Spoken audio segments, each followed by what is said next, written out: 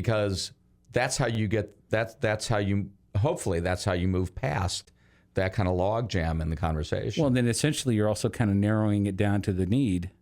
Are you not? I mean, is that because I know I've been around salespeople for 30 years in radio, and I love them dearly because they're selling an intangible, in my opinion. And one of the things that they're always very good about knowing the specific need of that person. And, you know, I bring to them, say, hey, I have this idea for this. And then immediately they'll go, I can do that with this, and this. They know that person well enough. And I guess really asking those questions, it really comes down to pinpointing and laser focusing on exactly where they need the help and what you can do to help them get there. Yes. And sometimes people call it need, and then some people call it pain. True. Yeah, I can see that. I can see that. Sometimes it's and sometimes a good salesperson can paint kind of in a suggestive way. Sure. Where you might be in. And any given advertiser, for example, a company that's very well established, like I don't know, Clearwater Gas Company, okay, or TECO or something like that. You know, to sell them on being on your show, they have no pain, they have no need. Exactly. Oh, precisely. So what are you offering them? That's true. Well, here's what you're offering them. You know, there never hurts to have brand recognition. True. If you're TECO, I'm just going to tell you right up front, you don't need this for anything except we have a certain body of listeners that may be unhappy over the high cost of their electric bill. Right. However, because we can promote some of your community-based work and charities that you support and your efforts to help with the environment and so forth and so on, would that be helpful to you? Well, yeah, it would be helpful. Okay, now you've established the need. Now all of a sudden the clicks in their head that things are moving. Okay, now wait a minute. Now. And then the question. So the question puts it into the mind. Smart. You're pretty good at this. You ever thought about doing it professionally? We were talking to Lewis in Orloff Advertisers.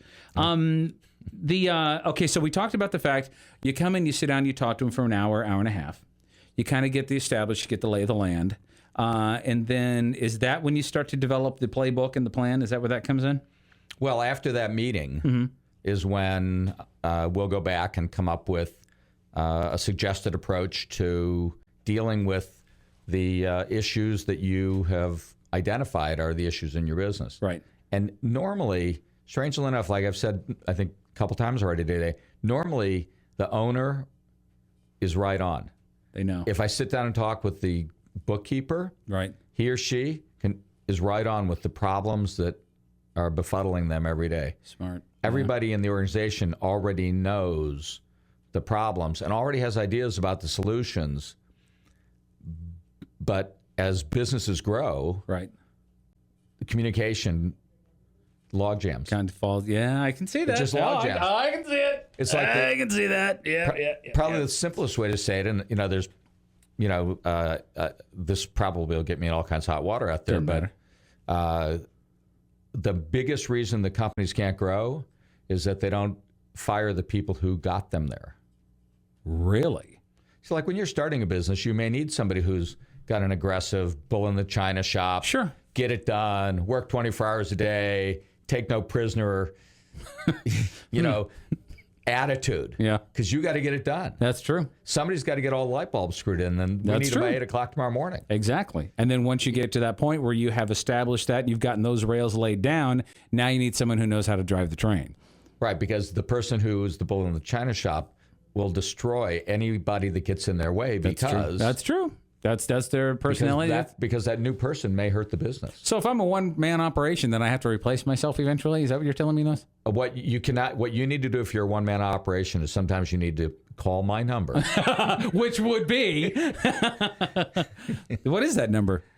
813. Yes, sir. 441-9816. Okay, we're going to give that away again. We're going to do that a few times. And to me, I mean, really, orloffadvisors.com is the best way, and it's ORLOFF advisors.com.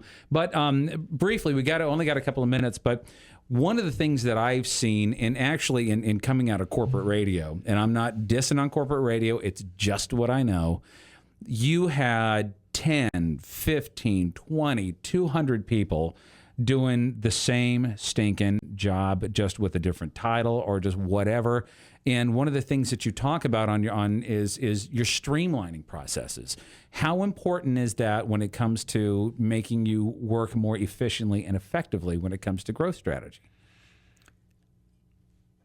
I think it's hard for me to make the analogy from radio because I don't have any experience in it. But just think a bunch of children pretending they're hot shots. Okay, that's pretty much it. Got it. Yeah, done. We call it preschool with cigarettes. Wait a minute, I was on TV once. So I know what you're talking about. Well, you're good. You got it. I think I was 4. Yeah, you got it. We raised I think $19.82 for muscular dystrophy. Hey. Back in 1950 something. Look at it this way: it was $19 more than they had. That's right. Okay, you got to look. Well, at I'm not putting us down. That was a lot of money. That's what, $19 in 1950 something. Heck, Right. you're just a baby at the time. Don't lie to me. So anyway, the streamlining. The answer to your question is, excuse me, the companies grow as automatically, and this is best described. I don't make this stuff up. This is the Peter Principle. Absolutely. Oh boy. And the Peter Principle basically says that one person will be doing 1,000 sheets of paper in 8 hours, and within a year, that person will become overworked doing the 1,000 pieces of paper, and will need an assistant. Got to have it. And within 6 months, that assistant will need an assistant. Yep. And so sometimes you need to just stop your business or stop a process, right, and say, what are we really doing now? And it's kind of like maybe the other example is somebody developed a form in 1963, right, that we all fill out every third Tuesday of the 4th month, and it has to do with, I don't know, cleaning out the Ditto machine, ink, right. And then you found out that 40 years ago, that was the day the guy was always fishing and out of the building, and he did it because he didn't want to deal with it. And that's the genesis of the whole damn thing. Right. We don't know why the form is there. That's just the way it is. But 35 years later, somebody says, well, why are we filling this out? It's like asking that question. Why are we doing this? And how is it bringing more profit, more satisfaction for our jobs, or whatever to the enterprise? It really, there's, and again, because it's one of the things that we talk about all the time in this program, is we're always mourning the death of common sense. And sometimes we are just so wrapped up in our little job, in our little corner of the world, doing exactly what it is we need to do. I always call it, as long as my little corner of the cat box is clean, I don't worry about the rest of it, that you fail to turn around and look and go, wait a minute, this is ridiculous. This is a total waste of time. It's a waste of energy. It's a waste of money. That got me fired once, pointing out that the emperor was naked. And, I just thought it was obvious. I thought I was doing him a favor. But I guess I think the thing that we have to walk away from this conversation with, Louis, is the fact that, it's okay. You can be an expert in your field, but it's okay if you need someone to come in and help you out to use it efficiently and make it a better growth strategy is the line I kept coming away with when I was looking at your website today. It's just, who doesn't want to grow in their business? I don't know any business person, small, medium, or large, that doesn't want to have some degree of growth. And if it takes calling someone like you, who has multiple decades of experience for such a young man, and just saying, hey, look, here's my experience. You can benefit from it. Here's how we do it. Seems pretty simple. It's just that simple. Okay. Now, what is the phone number again? 813-441-9816.